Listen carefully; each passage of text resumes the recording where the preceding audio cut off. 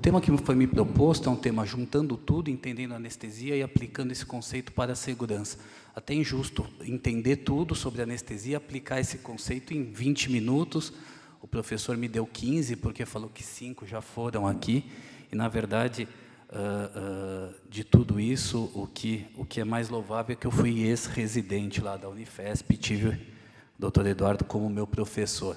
Eu, obrigatoriamente, tenho que expressar meus conflitos de interesse, estão aqui expressados. Eu vou tentar ser breve e simplista nessa minha palestra, entendendo a nossa realidade, entendendo o tempo, entendendo o cansaço de todos. Eu pensei muito no que falar aqui para os senhores, até na expertise que nós temos lá da Joint Commission International, do CBA e assim por diante. Mas eu acho que a mensagem que a gente tem que deixar nessa palestra é uma mensagem simplista. O que nós, anestesiologistas, nós, sociedade, seja brasileira ou regional, podemos fazer para que tenhamos o mínimo possível de qualidade e segurança? Isso veio de uma discussão que nós temos lá dentro da JCI, dentro do CBA, de que os hospitais acreditados, eles não conseguem atingir, talvez, o ideal em termos de qualidade de segurança. E os não acreditados, como que estão? Quando a gente discute uma mesa dessa, de experts que vêm aqui falar e que muitas vezes fazem parte desses hospitais, ora, acreditados, e discutem questões até macro e questões até não tão simplistas assim, eu fico me pensando, será que é essa política que nós precisamos para o nosso país, para a anestesiologia? O que a gente pode propor em termos minimalistas, em termos mínimos, que todos poderiam atingir a um custo mínimo? Por quê? Porque a realidade do nosso país é mais ou menos essa que eu vou apresentar aqui. Talvez pareça estranho enunciar como o primeiro dever de um hospital não causar mal ao paciente. Em 1910 foi falado isso. Não difere muito para os dias de hoje. Década de 90, estima-se que 44 mil a 98 mil americanos morrem por ano devido a erros na assistência à saúde. Ainda na década de 90, o paciente sempre torna-se mais contestador, exigente, buscando cada vez mais seus direitos na legislação vigente, forçando uma mudança de atitude dos prestadores de saúde. Terceira maior causa de morte nos Estados Unidos, erro médico. 43,5% dos eventos adversos evitáveis. No nosso país, 2010, 11.288.985 internações, 10% de eventos adversos, 7% de óbitos, 216 óbitos por dia, 9 óbitos por hora. Judicialização, desde 2002, aumento de mais de 200% no número de processos que chegou ao STJ. Erro médico, 16 novos casos por dia. Índice de condenação, 40%. Valor médio das indenizações, 300 salários mínimos. 40% nos Estados Unidos de todos os médicos são processados em algum momento das suas carreiras. No nosso país, Portaria 529/2003, institui o Programa Nacional de Segurança do Paciente. Isso passa a virar uma RDC, a RDC 36, a partir de 25 de julho de 2013. Ou seja, 150 dias para todas as instituições de saúde no Brasil se adequarem, terem um núcleo de segurança do paciente. O que é o núcleo de segurança do paciente? Basicamente, institui uma cultura de segurança na instituição, institui metas internacionais de segurança e protocolos básicos de assistência. Olha que coisa interessante, fala de evento adverso, fala de evento sentinela, que é o que nós queremos a todo momento evitar na assistência. Tem objetivos muito básicos, esse Programa Nacional de Segurança do Paciente, mas quando a gente vai definir e determinar quais são as instituições no Brasil que têm o Programa Nacional de Segurança, são apenas 5% das instituições que apresentam ou que estão de acordo com a RDC, de acordo com a legislação. Fazendo uma analogia à acreditação, no Brasil, ISO, ONA, canadense e JCI, 246 instituições brasileiras acreditadas pela ONA, 45 instituições pela canadense e em torno de 27 hospitais pela JCI. Hoje a gente tem no Brasil 5.990 e poucas instituições de saúde. Quantas por cento representam ou são acreditadas? Mais ou menos 5%. Quantos por cento tem Programa Nacional de Segurança do Paciente? 5%. Então, essa é a nossa realidade. E é aí que nós temos que agir como uma política pública. O que minimamente nós podemos fazer na nossa área, na anestesiologia, naturalmente, pensando num processo simples, sem custo, e que possa envolver todo esse arsenal anestesiológico, ou todas essas instituições que praticam anestesiologia. E aí não foge disso. Então, juntando tudo, o resumo da ópera é: se todas as instituições cumprissem as metas internacionais de segurança, e nós, bem dito pelo Dr. Enes, como anestesiologistas, atuamos em todas essas, se pelo menos nós garantíssemos que todas as instituições de anestesiologia cumprissem pelo menos as 6 metas internacionais de segurança. E por não ter tempo, eu vou falar de 2 principais, porque já foi falado cirurgia segura, eu vou falar de medicamento e vou falar de higienização das mãos. Se nós cumpríssemos isso, seria o maior impacto a nível de saúde pública que o nosso país poderia ter. Talvez comparado a todo mundo parar de fumar, a cessar o tabagismo. Seriam os 2 maiores impactos a nível de saúde pública. É interessante, nós pensamos tanto em sepse, a preocupação tão grande com sepse. Não estou dizendo que não tenha que haver a preocupação, mas erro médico, mas não trabalhar com qualidade de segurança mata muito mais do que sepse. Então, se a gente tivesse essa consciência de trabalhar com as metas internacionais de segurança, que todo manual de acreditação, que toda agência acreditadora coloca lá como primeiro capítulo, nós teríamos o maior impacto a nível de saúde pública no nosso país e, naturalmente, nas nossas instituições. Só para a gente ter uma ideia aqui, falar de segurança no uso de medicamentos, nós tivemos report 2004, 2016, agora esse ano sai novamente até 2017, então 475 casos de evento sentinela, sequela permanente ou morte, por erro na utilização, no gerenciamento, na administração, em toda a cadeia de medicamentos. Esses são reportes de hospitais, de apenas hospitais brasileiros, que são acreditados pela JCI. Só perde para a cirurgia errada, local errado, só perde para a Meta 4, a Meta 3. Olha alguns casos, alguns dados, alguns casos que são absolutamente verídicos e foram cedidos pelas instituições. Cirurgia bucomaxilofacial. Cirurgião utiliza irrigação com água destilada para motor com serra. Ao trocar soro do paciente, anestesista conecta água destilada ao mesmo. O paciente morre por hemólise. Simplesmente porque não cumpriu uma coisa que é baratíssima, baratíssima. Segregou a água destilada como medicamento de alta vigilância. Nesse hospital não era segregado. Administração de soro fisiológico a 20% para salinizar acesso venoso do paciente. Anestesista morre por overdose de fentanil. Quem é o responsável pelo controle de psicotrópicos na instituição? Prescrição no dia 1/12, Fresoflox, Cipro. E construiu prescrição para 2/12, Fresofol, Propofol. Feito Propofol ao invés de Fresoflox e o paciente morre. Pedido solução de PCA às 14h55, às 16h recebemos a informação que não foi manipulado porque não houve clareza ou legibilidade na prescrição. Ao entrar no quarto do paciente, recebendo sedação 3 ml hora, sendo que estava prescrito 10 ml hora. Paciente recebendo noradrenalina no centro cirúrgico, ao ser administrado na UTI, o mesmo chegou chocado e sem noradrenalina, bag vazia. 4 relatos de caso de infusão de remifentanil por remifentanil no equipo do paciente. Ao final da cirurgia, anestesiologista não conduz o paciente até a recuperação pós-anestésica, o paciente chega na recuperação pós-anestésica, recebe um flush para salinizar a veia pelo técnico de enfermagem e faz parada cardiorrespiratória. E ampolas iguais. O que é muito comum e a gente tem que prestar muita atenção nas ampolas para anestesia regional. Infelizmente, a indústria farmacêutica não nos ajuda nesse quesito. A gente tem, por exemplo, para a formulação de raquianestesia, 2 ampolas, lidocaína e bupivacaína, que são absolutamente iguais. Não tem absolutamente diferença nenhuma, a grosso modo, olhando de longe, né?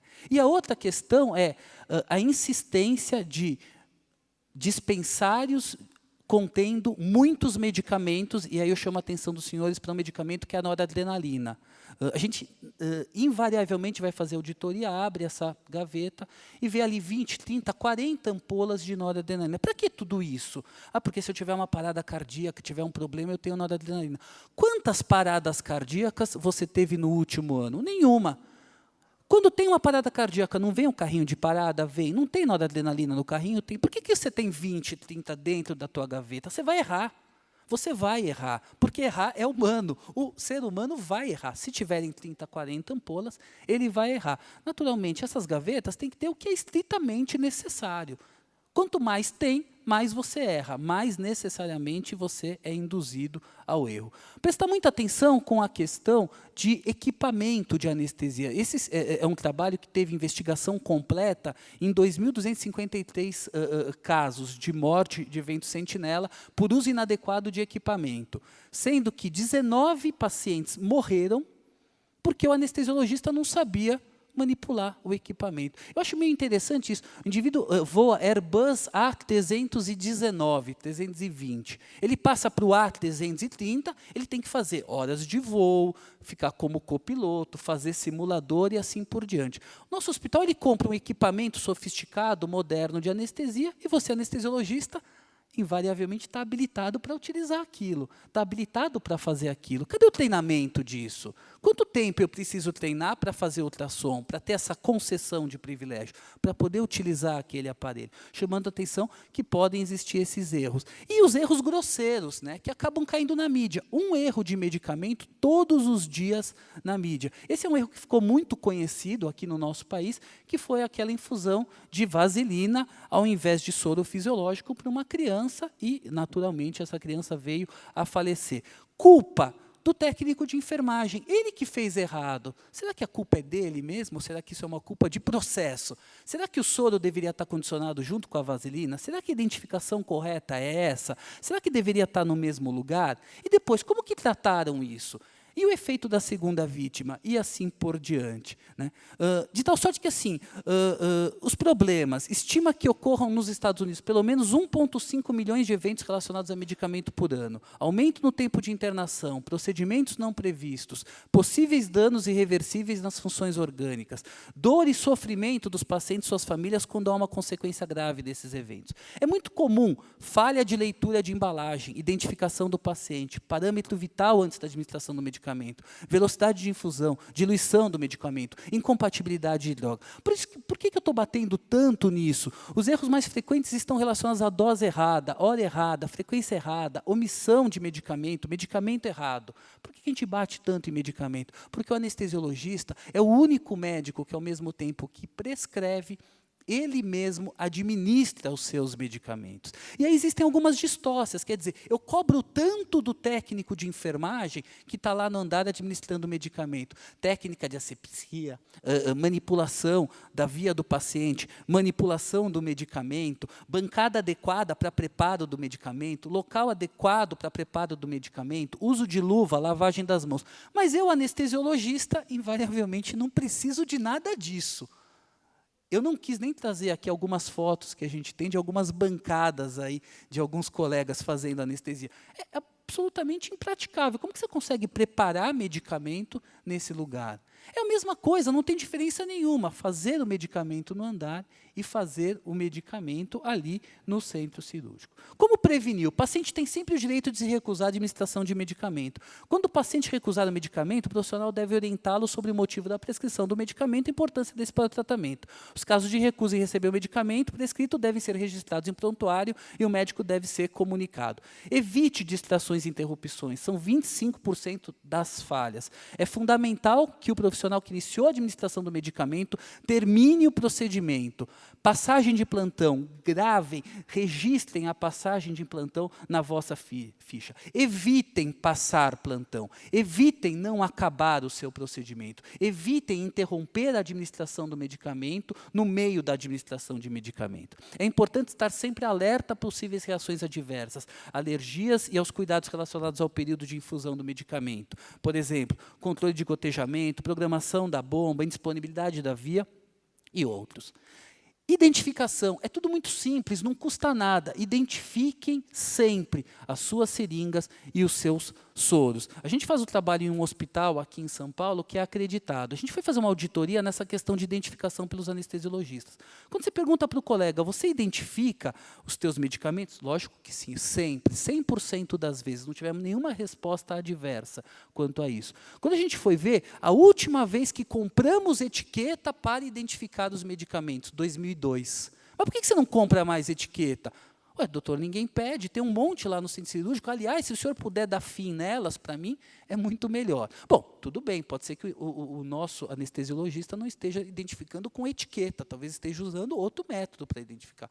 Mas parece meio estranho. Lembrem de identificar não só seringa, como também soro. Chequem isso com os 2 identificadores do paciente sistematicamente. Isso tem que ser medular. Lembrem dos medicamentos de alta vigilância. Esses medicamentos de alta vigilância, que são aqueles que possuem risco maior de causar dano ao paciente, quando utilizados erroneamente, tem que estar segregado. Água destilada é um desses medicamentos, se possível colocar em equipo e em frascos acima de 150 ml. Lembrem que, se você tiver que ter algum medicamento, como por exemplo a adrenalina, segregue ele. Segregue. É muito mais difícil de você errar quando isso está segregado e nitidamente etiquetado do que quando isso não está segregado e etiquetado. Lembrem dos eletrólitos de alta concentração, da insulina, da heparina, do anticoagulante, dos sedativos, dos anestésicos, que são medicamentos de alta vigilância, que devem estar etiquetados, segregados e não disponibilizados facilmente, porque podem causar danos maiores ao paciente. Lembrem dos medicamentos parecidos, dos medicamentos que soem parecido, né? A indústria farmacêutica, volta a dizer, ela não tem interesse nenhum em mudar a embalagem de medicamento, ela vai utilizar a mesma embalagem. Lembrem disso, não disponibilizem, não armazenem isso lado a lado, não pequem pelo excesso, sejam compulsivos nessa questão.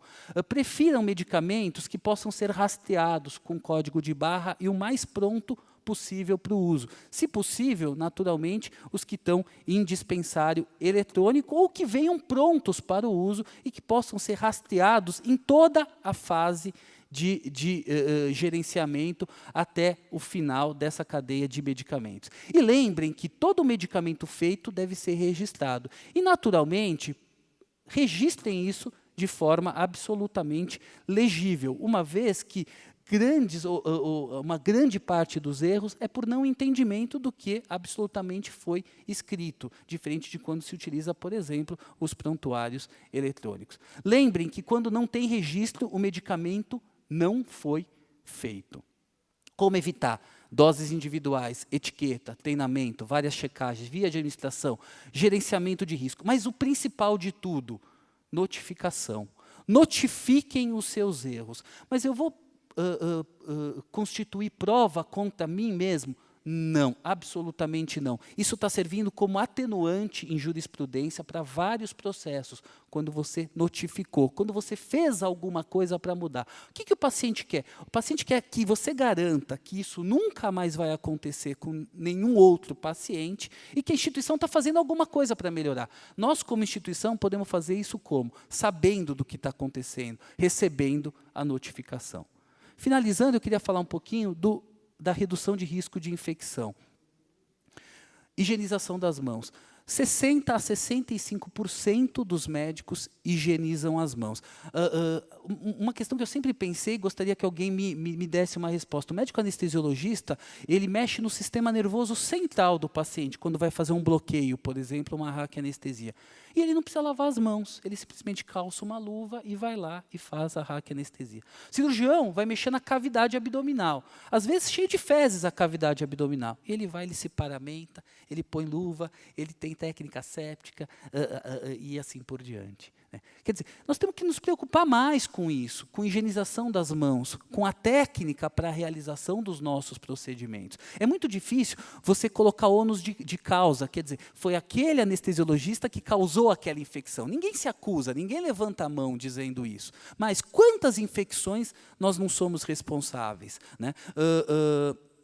De tal sorte que não é só pensar em lavagem das mãos, é pensar também nisso, antibiótico terapia adequada, controle glicêmico e térmico do nosso paciente, hidratação e reposição volêmica. 11.220 pacientes nesse trabalho, 55,7% receberam antibiótico adequadamente antes da primeira hora de incisão.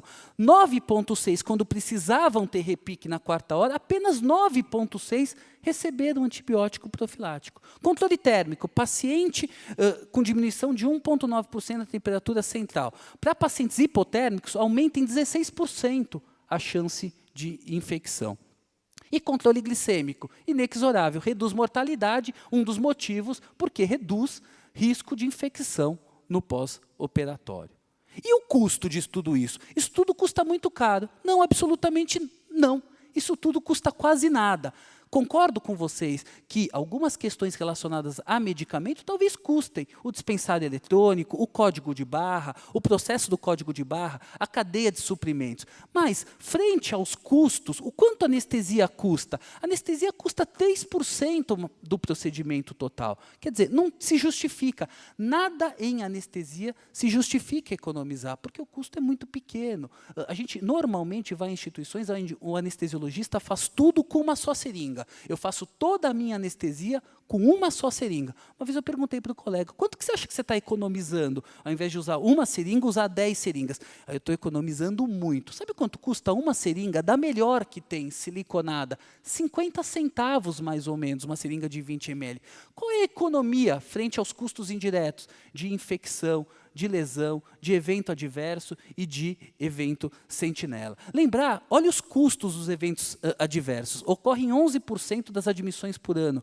Equivale a 850 mil eventos por ano. Custa 2 bilhões de libras ao ano com êxtase em diárias de internação no Reino Unido. 400 pessoas por ano morrem ou são seriamente lesadas em eventos causados por dispositivos médicos. 400 milhões de libras são gastas por ano em função de acordo judicial. E as infecções hospitalares adquiridas custam 1 bilhão de libras por ano. Justifica usar 1, 2, 3, 10 seringas? E o que está acontecendo hoje? A gente tem muita procura de plano de saúde sendo acreditado. Uma das preocupações do plano de saúde, melhor remunerar os hospitais que são também acreditados, absolutamente louváveis. Mas a segunda preocupação deles, não quero mais pagar por erro médico na vossa instituição. Você é que vai ter que arcar com esse custo. Isso nos Estados Unidos, 2008, Medicare, Seguridade Social Americana para idosos, não mais pagará aos hospitais por despesas decorrentes de algumas complicações adquiridas dentro do hospital. Isso saiu no New York Times em 2007.